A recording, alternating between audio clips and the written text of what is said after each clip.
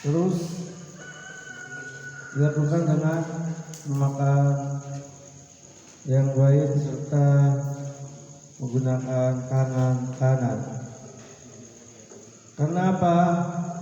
Karena manusia yang berakal makan untuk hidup, bukan hidup untuk makan. Karena makan itu diwajibkan untuk kesehatan badan kita semua, ya. Kenapa? Karena kita makan pasti akan menimbulkan kekuatan yang sangat luar biasa. Kalau kita tidak makan, ya sakit, setelah itu meninggal. Jadi kalau misalkan tadi ya makan untuk hidup, kalau hidup untuk makan itu berarti orang bodoh. Kenapa?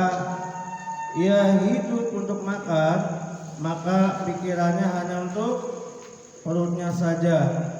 Gitu. Besok saya ingin makan yang viral dari A sampai Z, diselusuri. Ya. Kenapa? Karena itu pikiran-pikiran halnya hewan. Ya kalau hewan kan coba kita lihat, mau ikan, mau ayam, kambing, sapi dan sebagainya, pasti setiap harinya itu makan, mau tidur lagi ngunyah, ya kan, ngorek-ngorek dan sebagainya. Memang itu pikirannya binatang atau hewan, naluriannya hewan. Jadi kalau kamu harus memperhatikan kesederhanaan, tidak berlebihan, maka waktu makan untuk memenuhi ya, untuk mematuhi firman Allah Azza wa Jalla apa? Yaitu makan dan minumlah dan jangan berlebihan. Sesungguhnya Dia Allah tidak menyukai orang-orang yang berlebihan. Ya, Al-A'raf ayat 31.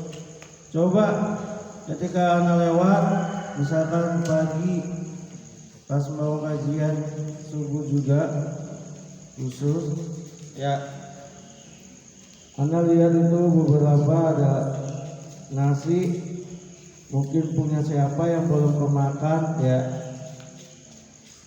Coba, seharusnya apa? Seharusnya hal-hal seperti itu tidak ada gitu ya. Makan itu seperlunya dan jangan dibuang-buang, ya, karena itu bagian dari berlebihan. Ya, hendaklah kamu amalkan adab pada waktu makan. Apa aja?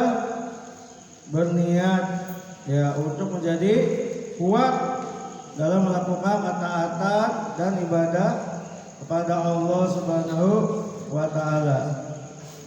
Ya. Sesungguhnya amal-amal itu tergantung pada niatnya. Dan setan ya, dan setiap orang mendapat hasil sesuai dengan yang diniatkannya. Ya, janganlah kamu hanya bertujuan mencari kenikmatan dan janganlah kamu makan di setiap waktu. Maksudnya apa? Di sini adalah kelezatan sehingga kamu makan di setiap waktu. Jadi kalau misalkan kita suka makan, ya seharusnya apa? Menjaga porsi-porsinya. Kalau misalkan kita suka banyak, tetap apa? Didahulukan makanan yang perlu-perlu saja. Ya, kenapa? Karena itu bertujuan mencari kenikmatan saja dan kelezatan saja. Tapi kalau misalkan antum makannya ya karena nilai ta'ala, karena Allah Ta'ala,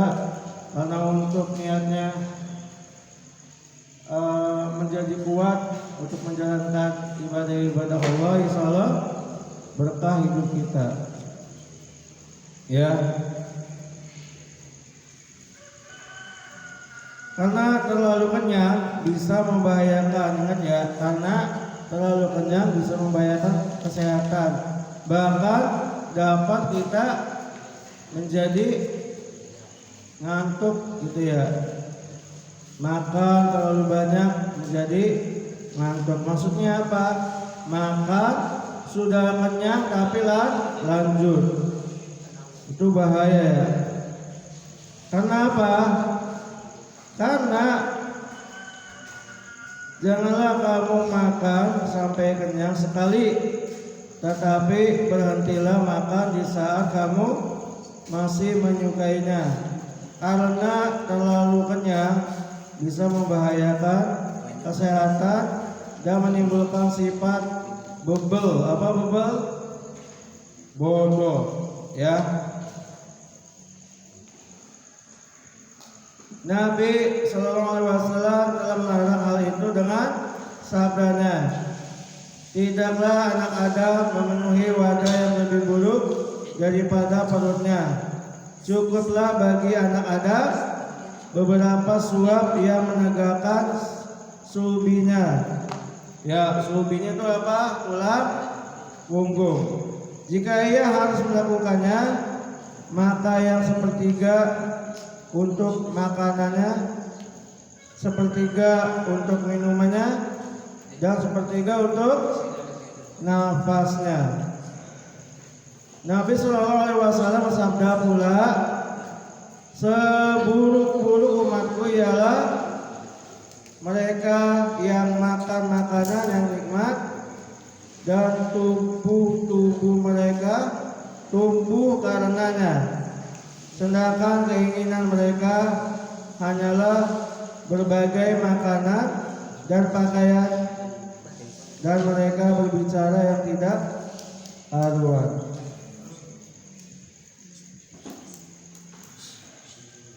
Ya.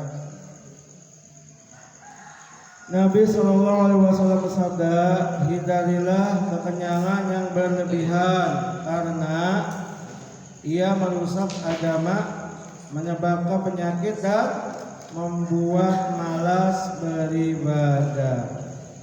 Ya, jadi itu makan, adab makan dalam kesendirian. Hendaklah kamu mengucapkan pertama kali apa? Bismillahirrahmanirrahim. Ya. Dalam hadis, apabila seseorang dari kamu makan, hendaklah ia menyebut nama Allah. Jika ia lupa pada awalnya, hendaklah ia mengucapkan apa? Kalau misalkan lupa, tiba-tiba udah di pertengahan, oh saya belum makan nih, berarti makanan pertama kali biar jin itu memutakan makanan kita doanya apa? Bismillahirrahmanirrahim. Allah, ya Allah, Allahu wa akhiru. Ya, jangan nama Allah pada yang awal dan akhirnya. Tapi bagaimana kalau tinggal satu suap lagi baru ingat? Tetap membaca yang tadi ya. Nah, nanti dimuntahkan makanan kita ya telah dimakan oleh jin itu. Tapi bagaimana kalau udah habis? Ya kalau udah habis gimana? Ayo. Berarti alhamdulillahirabbil alamin. Jadi itu ya, jangan tergesa-gesa makannya. Nanti kalau tersendat gimana? Kalau kita suka pedas juga jangan terlalu. Kita manis juga jangan terlalu, ya kan? Semuanya harus sedang-sedang saja. Kasihan kita punya lambung, punya usus dan lain sebagainya. Ya, Bang Febian ya. Janganlah kamu minum dari mulut kendi, tahu nggak? Misalkan kalau kita punya teko, langsung antara mulut teko sama mulut kita langsung kena kayak gitu. Sedangkan kita memiliki keluarga, ada kakak, ada adik, ada ibu, ada bapak, itu nggak boleh ya, itu tidak beradab. Kalau di sini, kalau punya santri itu galon ya, kita minum langsung di galonnya, itu juga nggak beradab. Karena apa? Aliran dari mulut kita langsung masuk ke dalam air itu gimana? Ya, mending kalau mulutnya itu sering sikat gigi, giginya nggak bolong rapi, wangi. Sesekali kalau dia lupa nggak apa-apa. Ini mah udah jigongan, tau nggak jigongan? Kuning kayak gitu. Kelas 1 sering kan sikat gigi? Pakai apa? Alhamdulillah. Ya. Karena apa? Karena ia menimbulkan bau busuk ya, atau barangkali di dalamnya terdapat kotoran atau hewan yang tidak kamu lihat ya. Diriwayatkan bahwa ada seseorang laki-laki minum dari kendi, ia merayap seekor ulat yang masuk ke dalam perutnya. Coba ya, jangan pula kamu bernapas atau bersendawa di dalam gelas atau minum dari bagian gelas yang retak, itu juga nggak boleh. Misalkan ada gelas yang retak nih, atau minum, itu bahaya. Jadi apalagi, atau bersendawa di situ juga nggak boleh. Karena apa?